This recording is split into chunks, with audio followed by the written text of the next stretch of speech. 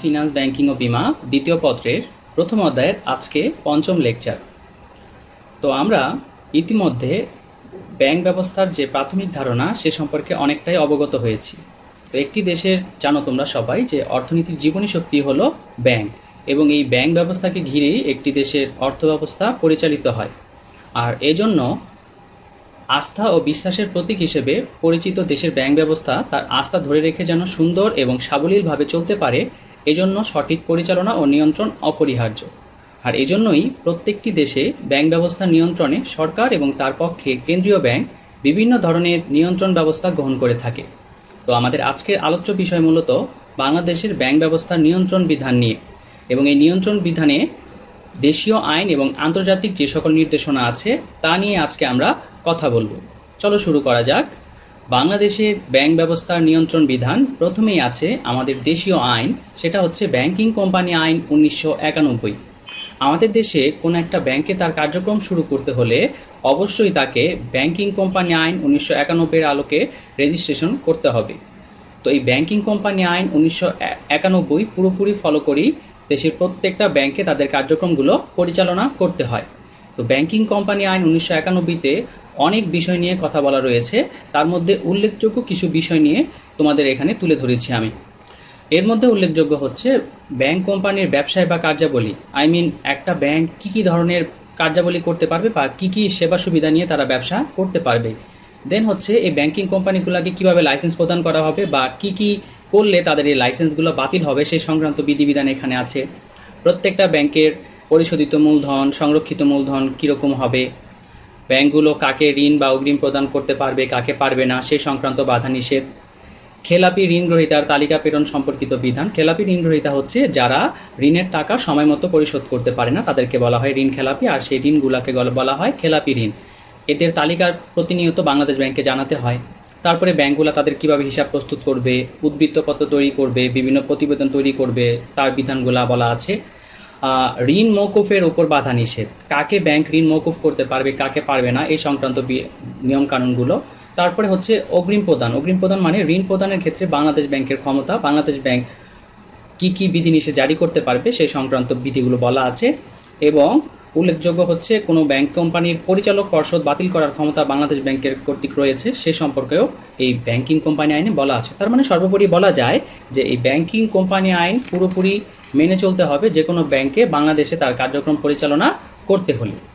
এবার চলো আমরা দেখে নেই যে আন্তর্জাতিক কী নির্দেশনা আছে এই ব্যাংকিং কার্যক্রম পরিচালনার জন্য। তো দেখো, আমরা একটা প্রতিষ্ঠানের ছবি দেখতে পাচ্ছি, যাকে আমরা সংক্ষেপে বলছি BIS বা ব্যাংক ফর ইন্টারন্যাশনাল সেটেলমেন্ট। এই ব্যাংক ফর ইন্টারন্যাশনাল সেটেলমেন্ট বা সংক্ষেপে যাকে আমরা বলছি BIS, এই BIS সুইজারল্যান্ডের ব্যাসেল নগরীতে অবস্থিত। এই BIS মূলত ব্যাংকিং ব্যবস্থার ক্ষেত্রে আন্তর্জাতিক মান নিশ্চিতকারী একটা প্রতিষ্ঠান, যারা কিনা 1930 সালে প্রতিষ্ঠিত হয়, এবং বিশ্বের প্রায় 62টি দেশের কেন্দ্রীয় ব্যাংক হচ্ছে এদের সদস্য। আর এই কারণেই এই BIS-কে বলা হয় সকল কেন্দ্রীয় ব্যাংকেরও কেন্দ্রীয় ব্যাংক, সাধারণত এটা বলা হয়ে থাকে। তো সকল দেশের ব্যাংকগুলো যাতে একটা সাধারণ মানদণ্ড অনুযায়ী পরিচালিত হতে পারে, যে কারণে সকল দেশের কেন্দ্রীয় ব্যাংকগুলা এর সদস্য তালিকাভুক্ত হয়েছে। আমাদের বাংলাদেশও তার মধ্যে অন্যতম, বাংলাদেশের কেন্দ্রীয় ব্যাংক বাংলাদেশ ব্যাংক। যে কারণে আমাদেরকেও BIS প্রবর্তিত যে সকল নিয়মনীতিগুলো রয়েছে সেই নিয়মনীতিগুলো আমাদেরকে মেনে চলতে হয়। তো তালিকাভুক্ত ব্যাংকসমূহ যাতে ঝুঁকিভিত্তিক মূলধন পর্যাপ্ততার বিষয়টি নিশ্চিত করার জন্য BIS প্রবর্তিত যে নির্দেশনা তাকেই বলা হয় ব্যাসেল 1 এবং ব্যাসেল 2। এখানে ব্যাসেল হচ্ছে সুইজারল্যান্ডের যে ব্যাসেল নগরী, সেই নগরীর নামে মূলত এই আইন বা বিধিবিধানগুলোর নাম করা হয়েছে। তার মানে ব্যাসেল কিন্তু বেসিক্যালি হচ্ছে একটা শহরের নাম। তো ব্যাসেল 1 ব্যাসেল 2 কি সেটা বলার আগে আমি একটু সহজ করে তোমাদের ব্যাপারটা বলতে চাই যে কেন আসলে এই ব্যাসেল 1 বা ব্যাসেল 2। তো আমরা জানি, গত ক্লাসগুলোতে আমরা দেখেছি যে ব্যাংক সাধারণত কী কাজ করে, বিশেষ করে বাণিজ্যিক ব্যাংকগুলো তারা জনগণের কাছ থেকে আমানত সংগ্রহ করে, আর সেই আমানতটাকে তারা ঋণ স্বরূপ অন্য পক্ষকে প্রদান করে থাকে।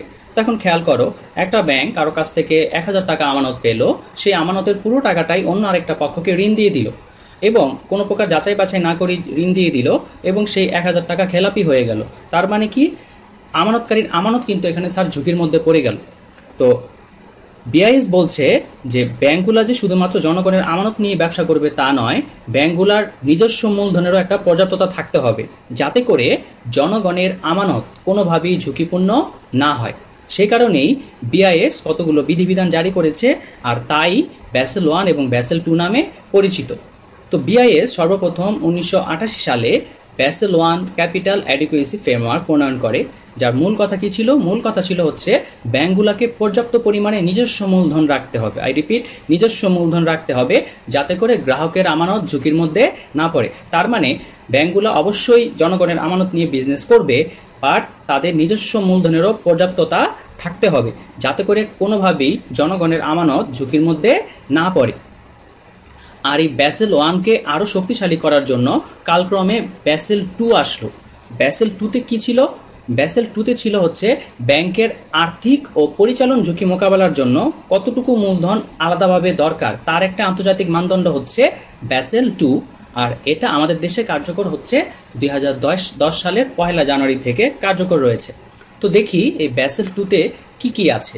ব্যাসেল 2 মূলত এই আর্থিক খাত বা ব্যাংকিং খাতে নিরাপত্তা এবং শৃঙ্খলা রক্ষার্থে 3টি বিষয় বা স্তম্ভ দাঁড় করিয়েছে বা 3টি বিষয় সুপারিশ করেছে, যা কিনা 3 পিলার্স অফ ব্যাসেল 2 নামে পরিচিত। তো চলো দেখে নেওয়া যাক সেই 3টি পিলার কি কি। প্রথম পিলার হচ্ছে ন্যূনতম মূলধন পর্যাপ্ততা নিশ্চিতকরণ, দ্বিতীয় পিলার হচ্ছে তদারকি পর্যালোচনা ব্যবস্থা, এবং তৃতীয় পিলার হচ্ছে বাজার শৃঙ্খলা। আমরা পরবর্তী স্লাইডে এই প্রত্যেকটা পিলার সম্পর্কে বিস্তারিত আলোচনা করব। তো চলো জেনে নেওয়া যাক পিলার 1-এ আমাদের কি রয়েছে। পিলার 1 মানে হচ্ছে ন্যূনতম মূলধন পর্যাপ্ততা নিশ্চিতকরণ।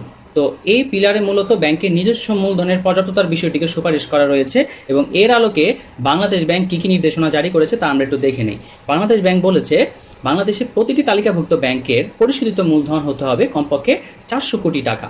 এরপরে যে ঝুঁকিগ্রস্ত সম্পদ রয়েছে, অর্থাৎ খেলাপি ঋণ বা মন্দ বিনিয়োগের 10% সঞ্চিতি বা প্রভিশন হিসাবে তাদের মূলধন থেকে সংগ্রহ করতে হবে, যার 5% হবে মুখ্য মূলধন থেকে আর 5% হবে হচ্ছে সম্পূরক মূলধন থেকে। এবং ব্যাংকগুলোর যে মোট মূলধন রয়েছে সেই মূলধনকে 3টি পর্যায়ে ভাগ করতে হবে, যার একটি হচ্ছে গিয়ে টিয়ার 1 ক্যাপিটাল বা মুখ্য মূলধন, 2 নাম্বার হচ্ছে টিয়ার 2 ক্যাপিটাল বা সম্পূরক মূলধন, এবং 3 নাম্বার হচ্ছে টিয়ার 3 ক্যাপিটাল বা অতিরিক্ত সম্পূরক মূলধন। এই ওয়ার্ডটাকে অনেকে টায়ার প্রোনাউন্সিয়েশন করে, তো আমি গুগল ঘেটে দেখলাম এটা আসলে টায়ার নয়, এটা হবে টিয়ার। সো টিয়ার 1 ক্যাপিটাল মানে হচ্ছে মুখ্য মূলধন বা কোর ক্যাপিটাল, টিয়ার 2 ক্যাপিটাল হচ্ছে সম্পূরক মূলধন বা সাপ্লিমেন্টারি ক্যাপিটাল, টিয়ার 3 ক্যাপিটাল হচ্ছে অ্যাডিশনাল সাপ্লিমেন্টারি ক্যাপিটাল। তো মুখ্য মূলধন কি? মুখ্য মূলধনে কি কি থাকতে পারে? মুখ্য মূলধনে থাকতে পারে মূলত পরিশোধিত মূলধন, শেয়ার অধিহার, বিধিবদ্ধ সঞ্চিতি, সাধারণ সঞ্চিতি, সংরক্ষিত আয়, যেগুলো তোমরা অ্যাকাউন্টিংয়ে পরিচিত বা এগুলার রিলেটেড ম্যাথ করেছো। মুখ্য মূলধন যদি অপর্যাপ্ত হয়ে পড়ে বা মুখ্য মূলধনকে সাপোর্ট করার জন্য যে অতিরিক্ত মূলধন লাগতেছে তাকে বলা হচ্ছে সম্পূরক মূলধন। এর মধ্যে সাধারণত থাকে সাধারণ সঞ্চিতি, পুনর্মূল্যায়ন সঞ্চিতি, অন্যান্য সকল অগ্রাধিকার শেয়ার। আর সম্পূরক মূলধনকেও আরও সাপোর্ট দেওয়ার জন্য আসতেছে হলো গিয়ে আমার অতিরিক্ত সম্পূরক মূলধন। এর মধ্যে থাকে মূলত 2 থেকে 5 বছর মেয়াদি যে স্বল্পমেয়াদী দলিলগুলো রয়েছে সেগুলো মূলত থাকে হচ্ছে এই টিয়ার 3 ক্যাপিটাল বা অতিরিক্ত সম্পূরক মূলধনে। এরপরে আমরা চলে যাচ্ছি, তাহলে বাংলাদেশ ব্যাংক পিলার 1-এ মূলত ন্যূনতম মূলধন রাখার ব্যাপারটা জারি করলো। সেকেন্ড স্তম্ভে হচ্ছে গিয়ে তদারকি পর্যালোচনা ব্যবস্থা। সহজ করে বললে পিলার 1-এ যে সকল ব্যবস্থা গ্রহণ করতে বলেছে সেই সকল ব্যবস্থাগুলো আদৌ বাংলাদেশ ব্যাংকের অধীন তালিকাভুক্ত ব্যাংকগুলো ফলো করছে কিনা সে ব্যাপারে পর্যবেক্ষণ করা বা তদারকি করা। লাইক তোমাদেরকে আমি হোমওয়ার্ক দিয়ে সেই হোমওয়ার্কটা আবার তোমরা করেছো কিনা সে ব্যাপারটা যাচাই করা, এই ব্যাপারটাকে বলা হচ্ছে তদারকি পর্যালোচনা ব্যবস্থা। তো এই পর্যায়ে মূলত কি করা হয়? এই পর্যায়ে ব্যাংকগুলোর ঝুঁকিসমূহ নির্ধারণ করা এবং মূলধন কাঠামো শক্তিশালী করার জন্য পদক্ষেপ নিশ্চিত করা হয়। ব্যাংকগুলোর যাতে ঝুঁকি বিবেচনায় পুঁজি সংরক্ষণ প্রক্রিয়া এবং কৌশল কার্যকর করতে ব্যবস্থা নেওয়ার কথা বলতে হবে। নিয়ন্ত্রণকারী সংস্থাগুলো ব্যাংকগুলোর ক্ষমতা এবং দক্ষতা প্রতিনিয়ত মূল্যায়ন করতে হবে, কারণ প্রতিনিয়ত যদি এগুলো মূল্যায়ন না করা হয় তাহলে ব্যাংকগুলো কিন্তু নিজেদের মতো করে কাজ করার সাহস পেয়ে যাবে। মূলত সে কারণেই নিয়ন্ত্রণকারী সংস্থাগুলা এই ব্যাংকগুলোর দক্ষতা ক্ষমতা মূল্যায়ন করার জন্য প্রতিনিয়ত তারা তদারকি করে যাবে। এবং এক্ষেত্রে দেখা গেছে যে কোনো ব্যাংকের পুঁজি যদি ঝুঁকি বিবেচনায় অপর্যাপ্ত হয়ে পড়ার আশঙ্কা থাকে সেক্ষেত্রে নিয়ন্ত্রণকারী সংস্থা দ্যাট মিনস বাংলাদেশ ব্যাংকে কিন্তু আগে ভাগে হস্তক্ষেপ করতে হবে, যাতে করে সে ব্যাংকটা কোনোভাবে দেউলিয়ার পর্যায়ে চলে না যায়, তাদেরকে যাতে আগাম কোনো ব্যবস্থা নেওয়া যায় তাদেরকে ব্যাংকটাকে বাঁচিয়ে রাখার জন্য, বা ব্যাংকটা যাতে কোনোভাবেই খারাপ অবস্থায় চলে না যায়। তো এটা হচ্ছে গিয়ে আমাদের মূলত তদারকি পর্যালোচনা ব্যবস্থা। আবার সহজ করে বলছি যে পিলার ওয়ানে যে ন্যূনতম পর্যাপ্ত মূলধনের কথা বলা হয়েছে বা যেই নির্দেশনাগুলো দেওয়া হয়েছে সেই নির্দেশনাগুলা ব্যাংকগুলা মানছে কিনা সেই জিনিসগুলা বাংলাদেশ ব্যাংকে প্রতিনিয়ত খোঁজ খবর নিতে হবে বা তাদেরকে নজরদারিতে রাখতে হবে। এরপরে আমরা চলে যাচ্ছি আমাদের পিলার 3 বা বাজার শৃঙ্খলা। বাজার শৃঙ্খলা বলতে কি বোঝায়? ব্যাংকগুলোকে এমন স্বচ্ছতা এবং জবাবদিহিতার সাথে তাদের দায়িত্বসমূহ পালন করতে হবে যার ফলে এর সাথে সম্পৃক্ত সকলেই ব্যাংকের অবস্থা এবং ঝুঁকির বিষয়ে জানতে পারে। এটা হচ্ছে কি যে ব্যাংকগুলা তাদের সমস্ত আর্থিক কার্যক্রমের ব্যাপারে জনগণকে প্রতিনিয়ত নিউজ জানাবে। তো এই নিউজ জানানোর ক্ষেত্রে ব্যাংকগুলোর তাদেরকে কি করতে হবে? তাদের প্রকাশনা সময়ের উন্নয়ন করতে হবে। আমরা জানি প্রতিটা বাণিজ্যিক ব্যাংকই বছরে একবার তাদের অ্যানুয়াল রিপোর্ট প্রকাশ করে। সেই অ্যানুয়াল রিপোর্টের মাধ্যমে কি বলেছে? আর্থিক বাজারে প্রবেশকারীগণ, যারা আর্থিক বাজারে প্রবেশ করতে চায় বা ওই ব্যাংকে বিনিয়োগ করতে চায় বা ওই ব্যাংকের সিকিউরিটি কিনতে চায়, তারা যেন এই অ্যানুয়াল রিপোর্ট বা প্রকাশনা সমূহ পড়ে ওই ব্যাংকের ব্যাপারে সমস্ত কিছু জানতে পারে। দ্যাট মিনস প্রকৃত জবাবদিহিতা এবং স্বচ্ছতার সাথে তাদের কার্যক্রম পালন করতে হবে, যাতে করে ওই প্রতিষ্ঠান বা ওই ব্যাংকের ব্যাপারে সবাই জানতে পারে। কারণ যখনই জবাবদিহিতা এবং স্বচ্ছতার মতো ব্যাপারগুলো আসবে তখন কিন্তু কেউ সেখানে কোনো ত্রুটি বিচ্যুতি করতে পারবে না বা কারো দুর্নীতির কোনো ব্যাপার থাকবে না। যদিও বাস্তবিক পক্ষে অনেক ক্ষেত্রে দেখা যাচ্ছে অনেক ব্যাংকই দুর্নীতি করে বা তারা লুকোচুরি করার আশ্রয় নেয়, বাট বাজার শৃঙ্খলার ব্যাপারগুলো বা স্বচ্ছতা এবং জবাবদিহিতার ব্যাপারগুলো যদি নিশ্চিত করা যায় তাহলে কখনোই কিন্তু কোনো বাণিজ্যিক ব্যাংক কোনো ব্যাপারে লুকোচুরি করতে পারে না। তো এই ক্ষেত্রে কোন কোন ব্যাপারগুলা মূলত জনগণকে জানানোর জন্য বেশি জোর দিতে হবে তার মধ্যে উল্লেখযোগ্য হচ্ছে ব্যাংকের পুঁজি কাঠামো, পুঁজি পর্যাপ্ততা, পুঁজি পরিমাপ এবং তার ব্যবস্থাপনা ইত্যাদি বিষয়ে সর্বোচ্চ স্বচ্ছতা আরোপের সুপারিশ করা হয়েছে।